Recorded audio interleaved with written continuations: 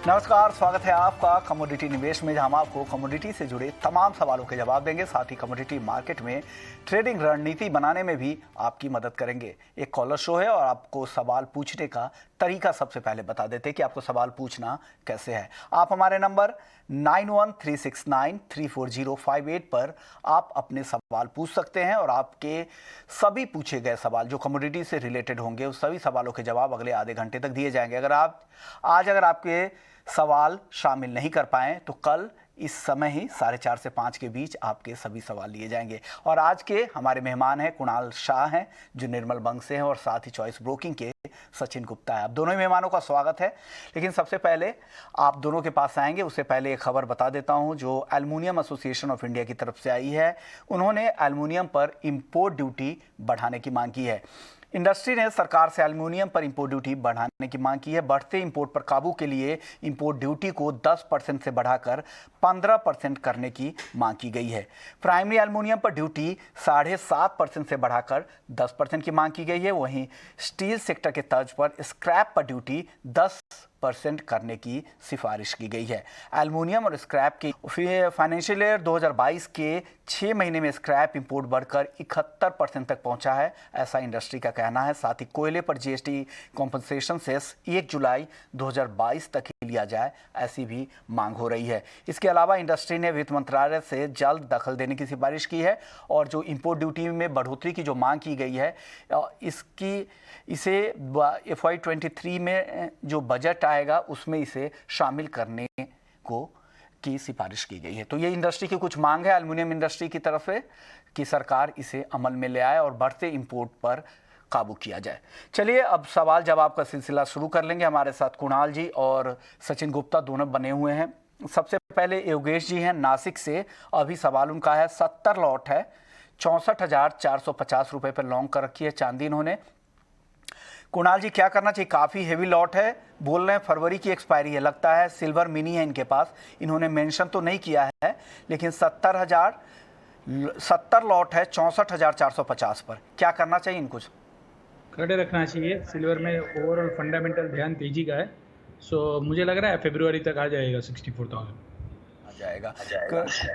सचिन आप क्या मानते हैं, आपको भी लग रहा है कि ये भाव आ जाएगा? वेट करना बनता है यहाँ पर, और इनकेस अगर ये एवरेज कर सकते हैं तो अच्छे प्राइजेस हैं यहाँ पर। एक बार प्राइस और ऐड कर सकते हैं, कुछ और लॉट्स अगर ऐड करना चाहें तो डेफिनेटली फरवरी तक 64,000 के अब के लेवल्स भी एक्सपेक्टेड है मार्केट में, तो वेट करना चाहिए डेफिनेटली इनको। ओके, तो योगेश जी आपके लेवल्स जो हैं वो आ जाएंगे, आप वेट कर सकते हैं।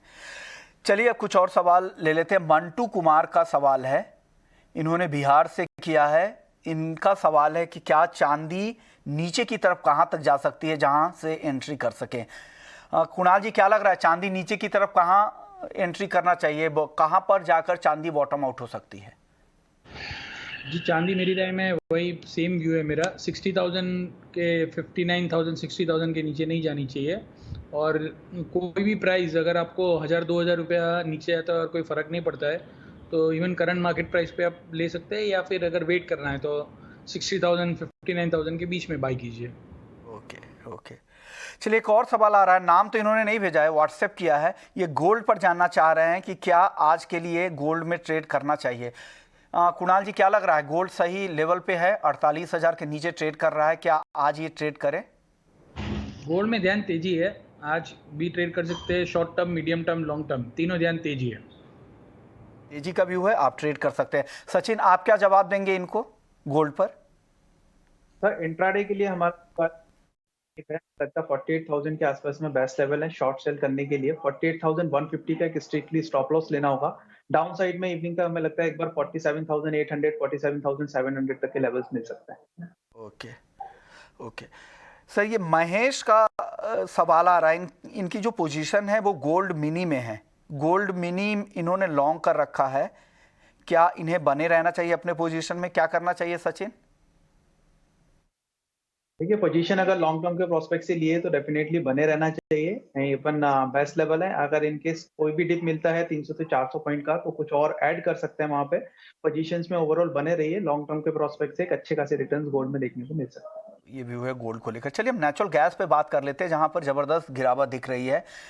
एमसीएक्स पर आज इंट्राडे में 10% तक की भी गिरावट देखने को मिली और फिलहाल करीब करीब 8% नीचे नेचुरल गैस का काउंटर कारोबार कर रहा है। इंटरनेशनल मार्केट में भी 7% तक भाव टूट चुके हैं और ऐसी खबर आ रही है कि नवंबर और अक्टूबर में कम मांग की वजह से स्टॉक पाइल अप ज़्यादा हो गए हैं और साथ ही अब कम सर्दी जो पहले 2 हफ्ते में दिसंबर में रहने का अनुमान है उससे भी यहाँ पर दबाव बना है। कुणाल जी, नेचुरल गैस पर आपका व्यू क्या है? जिस तरह की गिरावट आई है, क्या अब यहाँ पे बाइंग का मौका आपको दिख रहा है क्या नीचे के लेवल पे 290 के आसपास? नहीं, मुझे बाइंग नहीं लग रहा है। मुझे लग रहा है ये और भी नीचे जाएगा और 285 281 के टारगेट्स के लिए आप खड़े रह सकते हैं। और जैसे मैंने लास्ट मंडे को भी समझाया था, तब प्राइजेस 340-50 थे। अभी भी मैं वही कह रहा हूँ, अभी भी ध्यान तेज़ी नहीं है इसमें। सप्लाई बढ़ रही है, ठंड कम पड़ रही है, सो तेज़ी तो ज़्यादा होगी नहीं। ओके, तो तेजी होगी नहीं। 285 नीचे की तरफ आ सकता है, जो करंट भाव है इससे 6-7 रुपए और नीचे आ सकता है। सचिन, आप क्या व्यू दे रहे हैं नेचुरल गैस में? बिल्कुल सर, इंट्राडे प्रोस्पेक्ट से देखा जाए तो डाउनसाइड का मोमेंटम कंटिन्यू होता लग रहा है। आज के ट्रेडिंग सेशन में 285 282 तक के लेवल्स देखने को मिलेंगे। बट अगर हम short term to medium term की अगर हम बात करें तो हमें लगता है कि ओवरऑल भी सेल साइड में ही रहना चाहिए। डाउन साइड में 270 एंड 260 तक के लेवल्स भी जो है वो नेचुरल गैस में देखने को मिल सकता है। कच्चे तेल में आज तेजी है। खबर है कि सऊदी ने एशिया और यूएस के लिए दाम बढ़ाए हैं। जो जनवरी के लिए जो प्राइस है वो बढ़ा दिए 80 सेंट तक। इसका कितना असर हो गया? क्या यह तेजी टिकेगी? आपको क्या लग रहा है कुणाल जी? नहीं, मुझे कच्चे तेल की तेज़ी टिकेगी ऐसा नहीं लग रहा है। मुझे लग रहा है कि हर उछाले पे सेलिंग आने वाली है। जैसे ऑयल की डिमांड फ़िलहाल 1.5 से 2 million barrel because of the Omicron fear can go down. Global air travel जो पिकअप हो रहा था वो उसमें थोड़ा ब्रेक आ जाएगा 1 आध महीने के लिए, जब तक नई क्लैरिटी नहीं आती है कि ये वायरस लीदल नहीं है या इससे कोई ज़्यादा आप तकलीफ होने वाली है। तब तक एक जो लोग हैं वो ट्रैवल अवॉइड करेंगे। बहुत सारी कंट्रीज़ ने इंटर कंट्री फ्लाइट्स में कटौती कर दी है। सो मुझे तेज़ी नहीं नज़र आ रही है। 5180 के आसपास बेचना चाहिए, 50 to 50 का स्टॉप रखना चाहिए, 5050 का टारगेट रखना चाहिए। ओके, तो आपको यहाँ पे बेचने की सलाह है। ऊपर में 5180 के आसपास आपको बेचने की सलाह दे रहा है। सचिन, आप क्या सलाह देंगे? ओपेक प्लस ने ऐसे भी संकेत दिए हैं कि अगर डिमांड बहुत ज़्यादा कम होते हैं तो वो पॉलिसी को दोबारा रिव्यू करेंगे। जिस तरह से उसने जनवरी में भी उत्पादन बढ़ाने का फैसला किया था, तो इस पॉलिसी को वापस से रिव्यू किया जाएगा अगर डिमांड बहुत कम होते हैं, सरप्लस ज़्यादा होते हैं। आपका कच्चे तेल पर पोजिशनल व्यू क्या है? सर, ओवरऑल व्यू जो है वो नेगेटिव है। जिस तरीके के फंडामेंटल्स चेंज होते हुए नजर आ रहे हैं because of the Omicron also, तो हमें लगता है कि सेल ऑन राइज की स्ट्रेटेजी रखना चाहिए। अगर ओवरऑल जो है वो डाउनसाइड का ही व्यू है, अराउंड वापस से 4800 एंड 4600 तक के भी लेवल्स जो है वो क्रूड में देखने को मिल सकते हैं। बट अगर इंट्राडे प्रोस्पेक्ट की बात करें तो करंट मार्केट प्राइस से भी शॉर्ट पोजीशंस बना सकते हैं। अपसाइड में जो स्टॉप लॉस रहेगा 5210 का रहेगा। डाउनसाइड टारगेट हमें 5000 तक एक्सपेक्टेड है। ओके, तो ये भी हुआ कच्चे तेल को लेकर। दोनों ही जानकारों को लग रहा है कि अब बेच के ही जाना चाहिए। 5000 के भी टारगेट सचिन दे रहे हैं अगर आप यहाँ पे सेल करते हैं ऊपर की तरफ। तो चलिए अब कुछ एग्री काउंटर्स की बात कर रहे हैं। तो उसमें कॉटन में आज अच्छी तेजी दिख रही है, कॉटन और कॉटन केक दोनों। कुणाल जी, क्या कॉटन पर आपका व्यू क्या है? क्या ये तेजी लग रही है कि टिक पाएगी? बहुत और ऊपर लग रहा है कॉटन। मुझे लग रहा है कि एक बार ऊपर में 32,300-400 तक जा सकता है। फंडामेंटल तेजी की है। सो आगे जाके चाइना से डिमांड का कंसर्न लग रहा है, बट ये प्राइस में थोड़ी डिमांड कूल ऑफ हो सकती है। पर फिर भी एक बार क्रॉप कंडीशन और कैरी ओवर स्टॉक को देखते हुए लग रहा है और ये तेजी कंटिन्यू रह सकती है। कि ये तेजी कंटिन्यू। ये सचिन, आपको क्या लग रहा है कॉटन और कॉटन केक में कितनी तेजी आपको यहाँ से लग रही है? जी बिल्कुल, दोनों ही काउंटर के अंदर जो है तेजी कंटिन्यू होती नजर आ रही है। हमें लगता है अगर हम कॉटन सीड ऑयल केक की बात करें तो काफी अच्छे रिवर्सल लेवल्स थे, अराउंड 2600 के आसपास है। हम उन लेवल से जो है वो कॉटन सीड को रिकमेंड करते आ रहे हैं बाइंग साइड के लिए, और आज प्राइस जो है वो 2790 के आसपास में दिखाई दे रहे हैं। हमें लगता है ये रैली जो है वो और अपसाइड में कंटिन्यू होनी चाहिए। काफी अच्छे लेवल्स हैं, अराउंड 3000 प्लस तक की भी लेवल्स जो है यहाँ पर कॉटन सीड ऑयल वीक में देख सकते हैं शॉर्ट टर्म में। डाउन साइड में अगर स्टॉप लॉस रहेगा तो हमें लग रहा है एक बार 2600 जो है वो एट प्रेजेंट बॉटम बन चुका है। उसके स्टॉप लॉस के साथ में लॉन्ग टर्म में 3000 प्लस तक के टारगेट्स भी जो है कॉटन सीड ऑयल केक में लेके चल सकते हैं। ओके, यानी 3100 तक के कॉटन केक में आपको दिख सकते हैं। चलिए बेस मेटल्स की बात कर लेते हैं। हालांकि यहाँ पर रेंज में कारोबार हो रहा है। कॉपर में आधे % की तेजी है। कॉपर में क्या करना चाहिए कुणाल जी? पहले आपकी सेल कॉल आ रही थी यहाँ पे लगातार, अब भी क्या आप बेचने की ही सलाह देंगे या अब मौका आ गया है नीचे खरीद लें? जी, आज इंट्राडे के लिहाज से थोड़ा कॉपर में आपको बाइंग देखने मिल सकता है, जो कॉपर को 732 733 लेके जा सकता है, क्योंकि आज चाइना ने उसका reserve ratio requirement rate 50 basis point से कम किया है। और जो एवरग्रांड को लेके जो क्राइसिस चल रही थी उसमें भी थोड़ा कूल ऑफ आएगा ऐसा लग रहा है। सो सेंटिमेंटली कॉपर आज इंट्राडे ऊपर जाएगा, बट कॉपर में मेरा ध्यान अभी भी मंदी का है। ओके, यानी ब्रॉडर व्यू, पोजिशनल व्यू अभी भी मंदी का है। और लेकिन अभी लिक्विडिटी की वजह से, जिस तरह से चाइना में लगातार लिक्विडिटी बढ़ाने की कोशिश हो रही है, उससे यहाँ पे आज के लिए इंट्राडे में हो सकता है तेज़ी दिख जाए। सचिन, आपका व्यू कॉपर और निकल में? निकल में हालांकि आज आधे % की कमजोरी है, 1540 के आसपास अभी कारोबार कर रहा है। क्या व्यू देंगे कॉपर और निकल पर? तो कॉपर से बेटर आज के डेट नजर आ रहा है। हमें लगता है कि अराउंड 1540 42 ये बेस्ट लेवल है यहाँ से बाय पोजीशन इनिशिएट करने के लिए। 1530 का एक स्टॉप लॉस लेना होगा। अपसाइड पोटेंशियल हमें 1555 1556 तक के लिए लगता है इंट्राडे प्रोस्पेक्ट से। ओके, चलिए एक सवाल भी ले लेते हैं। राजवीर का सवाल आया है, ये चंडीगढ़ से हैं। जिंक में आज कैसे ट्रेड करें? क्या अगले 7 घंटे जो अभी बचे हुए हैं आज के ट्रेड के लिए, क्या यहाँ पे जिंक में ट्रेडिंग रणनीति कोई बन रही है क्या? कुणाल जी आपसे सवाल पूछना चाह रहे हैं। राजवीर है चंडीगढ़ से, जिंक पर। जिंक के फंडामेंटल तेजी के है। जिंक में सप्लाई साइड वीक है, सो जिंक भी थोड़ा बढ़ सकता है। आज इंट्राडे में आप 67 पे बाय करें तो 270-71 में आपको बेचने मिल सकता है रात के सेशन में। तो ये भी है जिंक को लेकर। चलिए अब कुछ और काउंटर्स में अगर बात करें तो एडिबल ऑयल के काउंटर्स में आज अच्छी तेजी दिख रही है, खास करके सोयाबीन, सोया तेल और मस्टर्ड। सचिन, आपका व्यू क्या है? यहाँ पर कुछ पसंद आ रहा है आपको एडिबल में? सर एडिबल काउंटर में हमें लगता है सोया तेल जो है वो यहाँ पर एक बार बाइंग बैट यहाँ पर ली जा सकती है। अराउंड 1200 के आसपास में अगर काउंटर मिलता है तो वहां से एक बाय पोजीशन इनिशिएट कर सकते हैं। डाउन साइड में जो स्टॉप लॉस रहेगा वो 1170 का रहेगा। अपसाइड पोटेंशियल बहुत ज्यादा नहीं, लेकिन अपसाइड में हमें लगता है एक बार 1240 1250 तक के लेवल्स इसमें देखने को मिल सकते हैं। ओके, कुणाल जी कोई व्यू तेल तिलहन को लेकर पूरे पैक में, क्रूड पाम तेल, मस्टर्ड या सोयाबीन, सोया तेल में?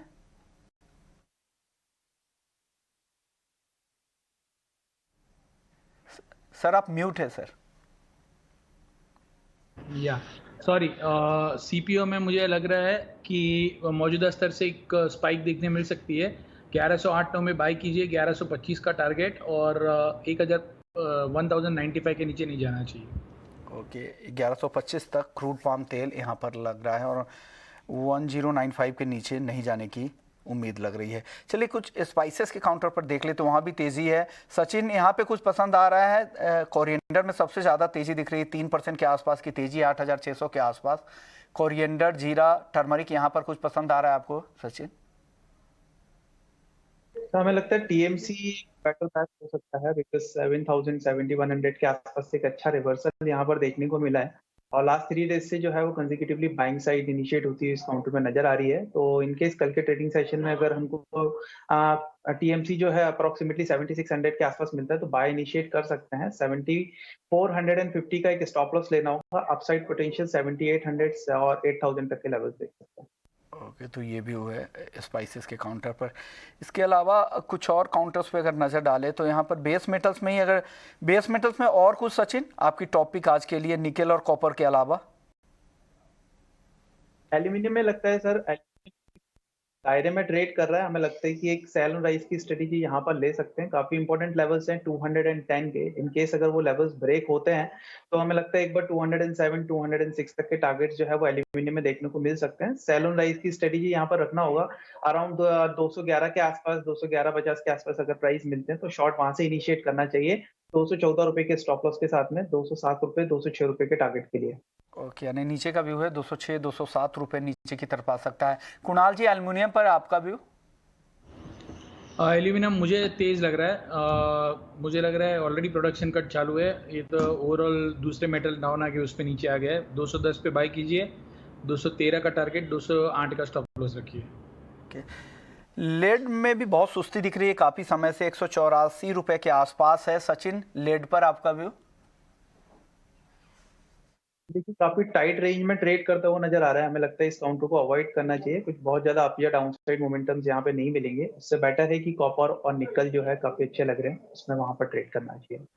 चलिए तेल तिलहन की एक बार और बात कर लेते हैं। हमारे साथ संदीप बजोरिया जी भी हैं फोन लाइन पर, सीईओ हैं सनविन ग्रुप के। सर स्वागत है आपका। सर तेल तिलहन में आज अच्छी तेजी दिख रही है, खास करके सोयाबीन, सोया तेल और मस्टर्ड को लेकर तो काफ़ी खबरें भी है। सबसे पहले सर सोयाबीन को लेकर बताइए, जो अभी हाल में बारिश हुई है पिछले हफ्ते, क्या इससे नुकसान भी हुआ है? क्योंकि महाराष्ट्र को लेकर खबर आ रही है कि जो ग्रोअर है, जो सोयाबीन ग्रोअर है, वो काफ़ी चिंतित है इसको लेकर। तो क्या इससे कुछ नुकसान हुआ है? इस पे कुछ असर पड़ सकता है सोयाबीन के मार्केट पर? हाँ देखिए, दो बातें हैं। पहले तो महाराष्ट्र में सोयाबीन का सीड मध्य प्रदेश से नीचे चल रहा था, और अभी इन दिनों हमने देखा महाराष्ट्र में सोयाबीन सीड मध्य प्रदेश से ऊंचा हो गया है, डिस्पाइट बहुत अच्छा क्रॉप होने के बाद में। तो ये बारिश के थोड़ा भी इसमें थोड़ा आशंका है माइंड में। और दूसरा, किसान उतना मंडी में सीड नहीं ला रहा, उसको लेके भी आशंका हो रही है कि एग्जैक्ट क्रॉप नंबर जो महाराष्ट्र का सोचा था वो है कि नहीं। तो ये बातें हैं। तो हमने सुबह सुबह तो देखा था सोयाबीन में 250-200 रुपए तक की तेजी आई थी, लेकिन अभी थोड़ा सा वापस रिवर्सल आके वो अनचेंज जैसा पोजीशन बनी है।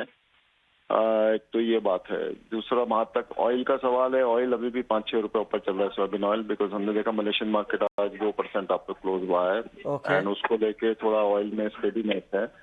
और क्रूड ऑयल भी स्टेडी हो गया इंटरनेशनल मार्केट में, तो वो भी कारण से एडिबल ऑयल में स्टेडीनेस है, क्योंकि वर्ल्ड का 20% वेजिटेबल ऑयल जो है वो क्रूड ऑयल में जाता है बाय डीजल बन के। तो इसलिए क्रूड ऑयल का रेट वेजिटेबल ऑयल के रेट पे बहुत इन्फ्लुएंस करता है। ओके सर, तो वो इन बात एक साथ खबर के ये साथ भी आ रही थी कि इंडोनेशिया ने अपने रेफरेंस प्राइसेस बढ़ा दिए, तो क्या इससे फायदा मलेशिया को होगा? मलेशिया से अब इंपोर्ट ज़्यादा हो गए, वो उनको एक एज मिल सकता है क्या?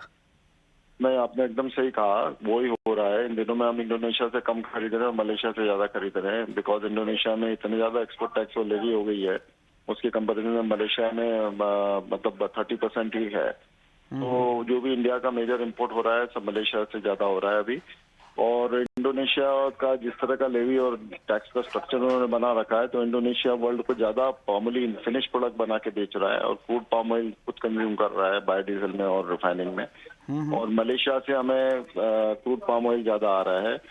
सो वर्ल्ड में मलेशिया क्रूड पाम ऑयल का बड़ा एक्सपोर्टर बन गया, और वर्ल्ड में इंडोनेशिया आरबीडी पामोलिन का रिफाइंड ऑयल का एक्सपोर्टर ज्यादा बन गया। ओके। ये उनके टैक्सेस और ड्यूटीज जो वहाँ की गवर्नमेंट्स ने और वहाँ की इंडस्ट्री ने मिलकर जो लगाई है, उस हिसाब से वैल्यू एडिशन इंडोनेशिया बहुत ज्यादा इंसिस्ट कर रहा है। और मलेशिया अभी भी फ्रेंडली है। मलेशिया देख रहा है कि भाई हम चीजें एक्सपोर्ट कर रहे हैं, भले रॉ हो या क्रूड हो या रिफाइंड हो।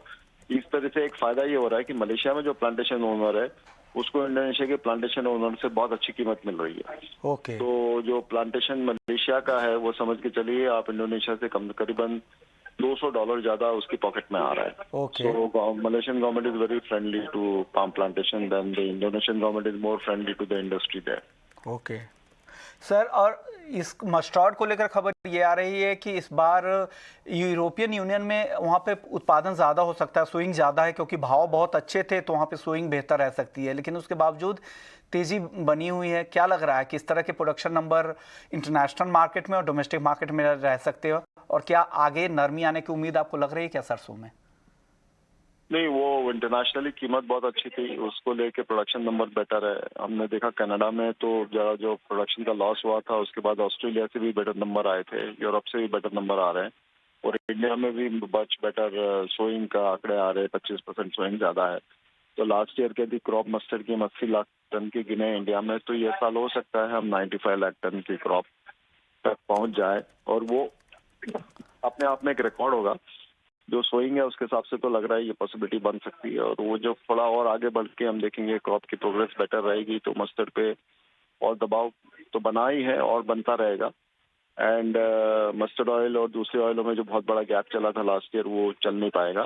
मस्टर्ड ऑयल दूसरे तेलों से फिर इतनी बड़ी क्रॉप होगी तो कंजम्पशन उसका होना जरूरी है, और उसके लिए मस्टर्ड ऑयल अपने आप को एक बहुत ऊंचे स्तर पे नहीं रख पाएगा, और उसको सोयाबीन ऑयल के और इसके थोड़ा ही डिफरेंस पे चलना पड़ेगा। न कि 15-20 रुपए किलो का जो डिफरेंस में चला। ओके, तो ये भी वो है सारे काउंटर्स पे। शुक्रिया वजूरिया साहब, आपने वक्त निकाला और तमाम हिडीवेल ऑयल के काउंटर्स पे अपने भी बताया इंटरनेशनल और डोमेस्टिक लेवल पर क्या फंडामेंटल्स है, तमाम जानकारी दी। शुक्रिया, आपसे वापस से फिर से बात करेंगे। चलिए आगे बढ़ते, कुछ और सवालों के जवाब ले लेते हैं। हमारे साथ कोमल मुंबई का सवाल आया है, ये बेस मेटल्स में ट्रेड करना चाह रही हैं। इनका सवाल कॉपर को लेकर है और चाह रहे हैं कि कॉपर पर राय चाहिए, क्या कॉपर में आज ट्रेड करें क्या? सचिन, कॉपर पर कोई ट्रेड बन रहा है क्या कोमल के लिए? बिल्कुल, कॉपर में ट्रेड अगर हम बात करें तो 730 732 तक के लेवल्स यहाँ पे नजर आ रहे हैं इंट्राडे प्रोस्पेक्ट से। डाउन साइड में एक स्टॉप लॉस जरूर यहाँ पर रखना होगा 725 के बिलो का, उसके स्टॉप लॉस के साथ करंट मार्केट प्राइस से भी हम बाय पोजीशंस इनिशिएट कर सकते हैं। तो ये भी है कॉपर को लेकर। रोहित है दिल्ली से, इनका सवाल है कि गोल्ड इन्होंने आज शॉर्ट किया है, क्या बने रहे शॉर्ट पोजीशन में? हालांकि इन्होंने लेवल्स नहीं बताए हैं रोहित ने। कुणाल जी क्या करें, शॉर्ट पोजीशन इन्होंने बना ली है, आप तो बाई की सलाह दे रहे थे निचले लेवल पे, क्या ये शॉर्ट पोजीशन में आज बने रहे? नहीं, स्क्वायर ऑफ कर देनी चाहिए, ऊपर लग रहा है आज 48,250 तक लग रहा है। सचिन, आपकी कॉल शॉर्ट की थी, आप क्या सलाह देंगे इनको, रोहित को? सर हमें लगता है कि 40 स्टॉप लॉस के साथ पोजीशन में बने रहना चाहिए। डाउन साइड में कोई भी डिप मिलता है इनको 47,800 तक भी, तो वहां पे एक बार प्रॉफिट बुक कर सकते हैं। ओके, तो ये भी है। अगला सवाल संतोष हैं, संतोष गाजियाबाद से हैं। ये कॉटन में इन्होंने ट्रेड किया 31,200 पे। सचिन क्या लग रहा है, 31,200 पर MCX कॉटन में इनका ट्रेड है, क्या करें? लॉन्ग पोजीशन है इनकी।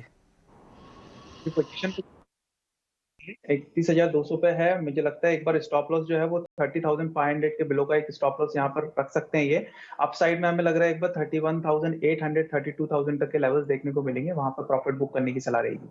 ओके, चलिए अगले कॉलर राकेश का है। राकेश ने चंडीगढ़ से फोन किया है, इनके पास जीरे की पोजीशन है। ये बोल रहे हैं कि मैं स्टॉकिस्ट भी हूँ और ट्रेडिंग भी करता हूँ। 16,000 के आसपास का इनका जो कॉस्ट है वो 16,000 के आसपास आ रहा है, क्या करना चाहिए अब इनको सचिन? 16,000 का कॉस्ट है, बैटरी हमें लगता है पोजीशन को होल्ड करके रखना चाहिए। 15,500 का एक स्टॉप लॉस रहेगा ट्रेडिंग प्रोस्पेक्ट से। हायर साइड में हमें लग रहा है एक बार 17,000 17,300 तक के लेवल्स देखने को मिल सकते हैं शॉर्ट टर्म में, वहां पर प्रॉफिट बुक करने की सलाह रहेगी। ओके, 17,300 के आसपास है। चलिए महाराष्ट्र से किसान ने फोन किया है, इनका सवाल सोयाबीन को लेकर है कि सोयाबीन में क्या तेजी आगे और आएगी कि या अब तेजी नहीं है? सचिन क्या लग रहा है आपको, सोयाबीन में आगे तेजी और आती दिख रही है आपको? तो देखिए, अगर बात करें तो कहीं ना कहीं जिस तरीके का क्रॉप है कहीं ना कहीं वीकनेस है, बट हाँ इंटरनेशनल मार्केट में कंटिन्यूसली तेजी जो है वो सोयाबीन में बनी हुई है, जिसके चलते एक अच्छा सपोर्ट है हमने लोअर लेवल से आते हुए सोयाबीन में देखा भी है। तो हमें लगता है कि और तेजी आगे वाले टाइम में कंटिन्यू हो सकती है। अपसाइड में 6,800 7,000 तक के इमीडिएट लेवल्स यहाँ पर सोयाबीन में दिखाई दे रहे हैं, तो पोजीशंस को होल्ड कर सकते हैं। 7,000 के आसपास में प्रॉफिट बुक कर सकते हैं। तो ये भी है सोयाबीन में। कुणाल जी आप इनको क्या व्यू देना चाहेंगे? किसान भी है, स्टॉकिस्ट भी है, सोयाबीन को लेकर ये राय जानना चाह रहे हैं। जी, सोयाबीन में फिलहाल डोमेस्टिक सिनेरियो देखते हुए मुझे लग रहा है कि बहुत ज़्यादा तेज़ी नहीं आएगी। ये जो भी तेज़ी है इसमें हर एक ऊपर के लेवल्स में आप किसान हो तो आपको प्रॉफिट बुक करते रहना चाहिए। तो यानी हर तेजी पे आपको प्रॉफिट बुक करना चाहिए। एक और सवाल सतना है, राधा है सतना से, चांदी में इनकी पोजीशन है। सचिन क्या सलाह देंगे? बाइंग की पोजीशन इन्होंने बना रखी है 63,500 के लेवल पे, क्या बने रहे राधा? देखिए, लॉन्ग टर्म के प्रोस्पेक्ट से अगर बनाइए तो डेफिनेटली यहाँ पे बने रहना चाहिए। शॉर्ट टर्म में हमें लगता है एक अच्छा अपवर्ड मोमेंटम सिल्वर के अंदर देखने को मिल सकता है। पोजीशंस को होल्ड करके रखिए, इनकेस कोई भी डिप मिलती है 1000 से 1500 पॉइंट्स की अगर और ऐड कर सकते हैं तो वहां पर एवरेज कर सकते हैं अपने लेवल्स। इनको लग रहा है कि चांदी में आगे तेजी आए तो आप एवरेज भी कर सकते हैं और अपनी पोजीशन में बने रह सकते हैं।